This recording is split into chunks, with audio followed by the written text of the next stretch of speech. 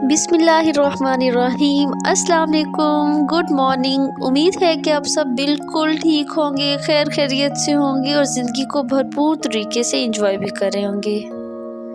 हम सब भी बिल्कुल ठीक हैं आप सबकी दुआओं से। आज 1 महीना होने को आ गया है और मैं व्लॉग अपलोड नहीं कर सकी थी इतने अरसे में, और बहुत याद आ रही थी व्लॉगिंग, सब कुछ वीडियोस की रिकॉर्डिंग वगैरह करना। तो वीडियो रिकॉर्ड तो मैंने कर रखी थी, ये कोई 1 नवंबर की है। उसके बाद मैं नहीं कर सकी थी, कुछ भी अपलोड नहीं कर सकी थी। रिकॉर्डिंग तो मैं थोड़ी थोड़ी क्लिप्स करती रही थी, कुछ रीज़न्स की वजह से घर में मसरूफ़ियत ऐसी थी कि मैं व्लॉग बिल्कुल भी अपलोड नहीं कर सकी। तो आइए शुरू करते हैं। तो जनाब, जैसा कि मैं पहले ही बता चुकी हूँ कि मैं 1 नवंबर के बाद से कोई भी व्लॉग अपलोड नहीं कर सकी थी। तो ये 1 नवंबर से ऑनवर्ड कुछ क्लिप्स हैं, तो मैं सोचा कि आपके साथ शेयर करूँ अपनी रूटीन और अपनी कुछ रीज़न्स भी बताऊँ जिनकी वजह से मैं नहीं अपलोड कर सकी थी। रीज़न्स तो मैं आपको आगे चल के बताती हूँ इंशाल्लाह, लेकिन ये व्लॉग है एक वीकेंड का। और मैं सोचती हूँ कि ज़िंदगी कितनी ज़्यादा बिज़ी हो गई है। जब मेरे बच्चे छोटे थे तो मैं तब सोचा करती थी कि जब जल्दी से ये बड़े हो जाएंगे, स्कूल गोइंग होंगे, तो ज़रा ज़िंदगी को थोड़ा सा पटड़ी पे चल पड़ेगी अपनी, मतलब कि ज़रा खुद खा पी लेंगे, पढ़ भी लेंगे, स्कूल चला जाएगा तो मुझे थोड़ा सा वो टाइम मिल जाएगा, ये कर लूँगी वो कर लूँगी। लेकिन अब मैं सोचती हूँ जैसे जैसे ज़िंदगी में आगे बढ़ रही हूँ तो मसरूफ़ियत बढ़ती ही जा रही है, ना ख़त्म होने वाली मसरूफ़ियत की तरफ हम दौड़ते जा रहे हैं। तो अब जब वो टाइम याद करती हूँ कि वो टाइम ज़्यादा अच्छा था, बस बेड पे लेटे रहते थे छोटे छोटे बच्चे, उनको फीडर दे देना, बस उतना ही होता था काम। लेकिन अब तो फरमाइशें खाने पीने की भी, उनकी स्टडीज़ वगैरह, स्कूल से लेके आना और सब कुछ, ये सब कुछ मैनेज करना भी एक नया एक्सपीरियंस भी है। इसको भी इंजॉय कर रही हूँ अल्हम्दुलिल्लाह। वीकेंड है तो पाकिस्तानी होने के नाते ये तो मस्ट है कि मशीन भी लगानी है और उस दिन कपड़े भी ज़रूर धोने हैं। तो साथ साथ वो काम भी चल रहा था और साथ साथ मैं अरम को होमवर्क भी करवा रही थी। और अरम, जैसा कि आपको मैं पिछले व्लॉग्स में बताया था, अरम का लेट एडमिशन हुआ था और उस time first term mid term हो चुका था स्कूल का। तो अरम का अब इसलिए अरम थोड़ा सा पीछे भी है, तो मैं साथ साथ अरम को वो चीज़ भी कवर करवा रही हूँ, सारा सिलेबस वगैरह। तो मुझे इस पे ज़रा वीकेंड पे एक्स्ट्रा मेहनत करनी पड़ती है। तो जनाब, अभी 1 नवंबर था ये। अब आप जो मैं अपलोड कर रही हूँ, अब तो सर्दी आ गई है तो इतनी जल्दी कपड़े नहीं धुलते सूखते, उस टाइम सूख जाते थे। तो इसलिए अब ये कोई 12-1 बजे का टाइम था, मैं इनको पढ़ा के फ्री भी हो गई और कपड़े भी सूख चुके थे काफ़ी हद तक। तो बस फिर मैं जल्दी जल्दी इनको तय भी कर रही थी। यहाँ पर मैं एक लाइफ का हैक शेयर करना चाहूँगी आप सबके साथ, जो कि बड़ा ही ज़बरदस्त है उन सब के लिए जो कि हाउसवाइफ हैं या होम मेकर। अगर कोई आप में से कोई मर्द हज़रात देख रहे हैं तो उनके लिए भी है। जैसे कि कपड़े धुलते हैं और ख़ास तौर पे मर्दों के कपड़े जो वाइट होते हैं कॉटन के, वो मिक्स हो जाते हैं, शलवार किसी की कमीज़ किसी के साथ मैच हो जाती है। तो इस प्रॉब्लम को सॉल्व करने के लिए मैं ये करती हूँ कि मैं शलवार और कमीज़ जो मैचिंग है, जो एक ही है, उसके ऊपर सेम नंबर लिख देती हूँ। तो नेक्स्ट टाइम मैं जब भी उठाती हूँ मार्कर से लिखती हूँ ताकि वो पक्का हो जाए। कॉलर पे छोटा सा 1 लिख दिया, शलवार पे भी 1 लिख दिया। तो जो भी होगा रैंडम आप ऐसे कमीज़ शलवार के साथ करें तो आपको बहुत आसानी हो जाएगी और आपके कपड़े भी मिक्स नहीं होंगे। टाइम पे ही आपको एक सेट मिल जाएगा पूरा। तो जनाब, कपड़ों का काम तमाम करने के बाद घर की छोटी मोटी चीज़ों को जल्दी से सेट किया और उसके बाद जल्दी से फ्रेश हुए और सब रेडी हो के हमने जाना था। आज हमने ग्रोसरी करने के लिए जाना था कि जैसा कि मंथ का स्टार्ट है तो काफ़ी सारी चीज़ें ख़त्म भी हुई थी। मैंने बस जल्दी से बच्चों को फटाफट से रेडी किया और भूख भी बहुत शदीद लग रही थी मुझे काम कर कर के, और खाना बनाने का बिल्कुल भी मूड नहीं था। तो सोचा यकम है कि आज आतिफ़ साहब से फरमाइश करते हैं कि हमें ज़रा रिक्वेस्ट भी करते हैं कि आज हमें बाहर से कुछ खिला दें। और बच्चों को मैंने लास्ट नाइट के लेफ़्ट ओवर चिकन का पुलाव पड़ा हुआ था तो वो मैंने जल्दी जल्दी खिला दिया था पढ़ाने के बाद। उस टाइम उनको भूख भी काफ़ी लग रही थी और अब मुझे बहुत शदीद भूख लग रही थी। और साथ के लिए मैंने सैंडविचेस बना लिए थे। कोशिश यही करते हैं कि बच्चों को बाहर की चीज़ें कम से कम खिलाएं, घर की बनी हुई जो कुछ भी हो घर का बना हुआ हो, ताकि इनकी बेस तो अच्छी बने ना। बाद में तो इन्होंने कंट्रोल में नहीं आना, बाहर से खाना ही है जैसे अब हम खाते हैं।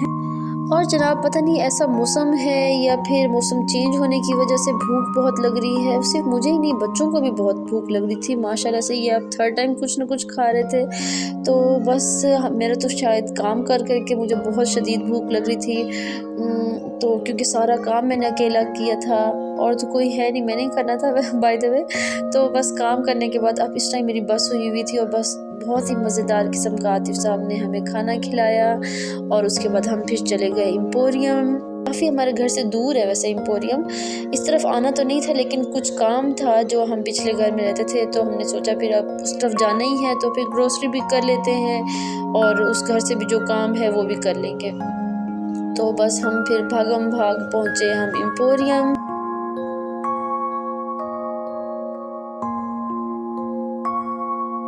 नवंबर के स्टार्ट में लगता था जैसे इस दफ़ा भी सर्दी बहुत देर से ही आएगी, जैसे कि लास्ट ईयर हुआ था कोई जनवरी के 10 दिन 12 दिन ही सर्दी शदीद पड़ी थी। दिसंबर तक तो बहुत अच्छा मौसम रहा था, लेकिन अब जब मैं रिकॉर्डिंग कर रही हूँ तो आजकल बहुत अच्छी खासी ठंड हो गई है। स्मोक तो आया ही है, स्मोक अपने साथ फोग के बाद ठंड भी लेके आया है, तो मौसम काफ़ी अच्छा हो गया। मतलब कि ठंड होती है बाकायदा, जैसे ठंड होती है ना असली वाली। और आई लव विंटर्स। और कमेंट में ये ज़रूर बताएं आप में से किस किस को सर्दियाँ बहुत पसंद है। माना कि सर्दियों में रौनक नहीं होती, गर्मियों जैसा हल्ला गुल्ला नहीं होता, लेकिन सर्दियाँ मुझे फिर भी बहुत पसंद है। सर्दियों की अपनी ही एक किस्म की रौनक होती है जब सब एक ही रूम में जमा होकर बैठते हैं, गपशप लगाते हैं और मूंगफली खाई जाती है, कोई ना कोई मूवी देखी जाती है। और बाकी तो वैसे तो हर मौसम ही अल्लाह का बनाया हुआ है, हर मौसम ही खूबसूरत होता है, लेकिन मुझे पर्सनली अल्लाह मुझे माफ़ कर देना, गर्मियाँ मुझे बिल्कुल भी नहीं पसंद, क्योंकि गर्मियों में ना बंदा अंदर का होता है ना बाहर का। सर्दियों में तो बंदा बाहर जाए तो कोट जैकेट जर्सियाँ जो कुछ पहन ले, अंदर बैठे तो कंबल में छुप जाए, लेकिन गर्मियों में क्या करे बंदा कुछ समझ नहीं आती। As compare to summers, winter की ग्रोसरी भी थोड़ी डिफरेंट होती है, ज़्यादा मज़े की चीज़ें आती हैं जिसमें कि कुछ नट्स होते हैं, ड्राई फ्रूट्स हो गए और कुछ ना कुछ हम बेसन ले लेते हैं और मूंगफली भी आती है ग्रोसरी में और कॉर्न फ्लोर लिया जाता है मज़ेदार किस्म का सूप बनाने के लिए गर्मा गर्म, और बहुत मज़े की चीज़ें होती हैं सर्दियों में। तो कमेंट्स में ज़रूर बताएं किसको ज़्यादा सर्दियाँ पसंद है और सर्दियों की ग्रोसरी में उनकी भी डिफरेंट होती है या नहीं, कुछ ना कुछ नई चीज़ें ऐड होती हैं। क्लिप को देख के याद आया ज़्यादा से ज़्यादा फ़िश खाई जाती है। फ़िश से याद आया कि मैं अब कुछ अरसे के लिए फ़िश बिल्कुल भी नहीं खा सकूँगी। हालांकि मैं कोई लास्ट ईयर खाई थी और अब आगे खाई है। लास्ट ईयर भी मेरे साथ ऐसे हुआ था कि मुझे उससे बहुत बुरी फूड पॉइजनिंग हुई थी और इस बार खाई तो फिर से हो गई। तो मेरे अबू जान ने फरमाया है कि आप ज़रा फ़िश को छोड़ दें, आपको उससे एलर्जी सी हो रही है तो आप उसको ना खाओ। तो बस फिर दिल पे पत्थर रख के छोड़नी पड़ी है बहुत। अब शायद इस सर्दियों में भी मैं फ़िश ना खा सकूं, तो इस विंटर्स भी फ़िश ना खाने का अफसोस तो रहेगा ही मुझे, लेकिन सर्दियों की खुशी हर चीज़ पे भारी है। और जनाब ग्रोसरी हमारी ऑलमोस्ट डन थी। कुछ चीज़ें ऐसी थी जो कि यूटिलिटी स्टोर पे भी उनका सेम रेट था, नहीं सॉरी कम रेट था, तो हमने सोचा जहाँ पैसे बचते हैं वहाँ पे ज़रूर बचाने चाहिए, हर किसी को बचाने चाहिए। तो बस फिर जल्दी से हमने इसका बिल करवाया इन सब चीज़ों का। थोड़ी देर के लिए ऊपर जाके बैठे क्योंकि मैं काफ़ी थक चुकी थी, तो मैं सोचा इतना ज़्यादा चल लिया है, सुबह से मैं थकी भी हुई थी कामों से, तो थोड़ी देर बैठते हैं। लेकिन ये क्या जनाब, बच्चे कहाँ बैठने देते हैं। आतिफ ने कहा कि मैं तो बिल्कुल भी नहीं उठ के जाने वाला, या घर चलो, घर चलते हैं या फिर यहाँ बैठना है बस। तो फिर बस मैं ही उठी, मैं फिर बच्चों के साथ गई। बच्चों ने कहा मामा हनी भी है, हमें थोड़ा सा इधर हमारे साथ ज़रा वॉक करके आए। ये अरहम साहब की फरमाइश थी, तो बस अरहम साहब की फरमाइश पे थोड़ी देर हम इनके साथ मैं सॉरी अकेले बच्चों के साथ गई, इनको ज़रा चला फिरा के आई, इनकी वॉक मुकम्मल करवाई जिसकी मेरे पास बिल्कुल भी हिम्मत नहीं थी। और जनाब फिर फरमाइश आई कि मामा जान हमें ऊपर भी लेके जाएं, हमने ऊपर से भी सारा विज़िट करके आना है। तो सोचा बच्चों मैं बहुत थक गई हूँ, लेकिन चलो भाई अयाशी कर लो, जी लो अपनी ज़िंदगी। फिर इनके साथ चल पड़ी और आतिफ साहब को कॉल करके बताया कि मैं थोड़ा बच्चों को ऊपर से भी घुमा फिरा के आई। हमने उनको बाय बाय किया कॉल के दौरान और बस फिर ऊपर गई, बच्चों को दिखा के आई, इनका रोला निकाला। सो रोला आपको किस किस को पता है इसका क्या मतलब है? ये हमारा सराइकी का वर्ड है रोला। जिसका मतलब ये है कि जब इंसान थका हुआ हो या फ्रस्ट्रेटेड हो किसी चीज़ से भी और वो बेदिली से कोई काम कर रहा हो तो वो उसको कहते हैं रोला। सराइकी में कहते हैं, हमारी सराइकी ज़बान में, जो कि बड़ी प्यारी ज़बान है। और जिस काम का दिल ना कर रहा हो ना, बस बेदिली से बस सर से उतारने वाली काम होता है ना, तो वो काम। तो क्योंकि मैं थकी हुई थी तो बस मैं ऐसे ही बस जल्दी जल्दी इनको लेके चली और उसके बाद फिर नीचे भी ले गई, क्योंकि मेरे बस की बात नहीं थी अब आगे और चलना। लेकिन बच्चों की फरमाइशें ना ख़त्म होने वाली थी, वो कहते थे हम अब और आगे जाना है और आगे। लेकिन मैं बस इनको खींच के और इनसे थोड़ी रिक्वेस्ट करके कि बच्चों आज चलो घर, फिर हम इनको घुमाने लेके आएंगे, इधर घुमाने फिराने के लिए जो कुछ भी ये फरमाइश करेंगे फिर करेंगे। तो ये मतलब है जनाब रोला का, रोला निकाला। और मैं आज रिकॉर्डिंग की इसके ऊपर जो वॉइस ओवर करते करते सोचते सोचते मैं आज भी थक गई। तो सोचा कि एक और रोला भी निकाल दूँ।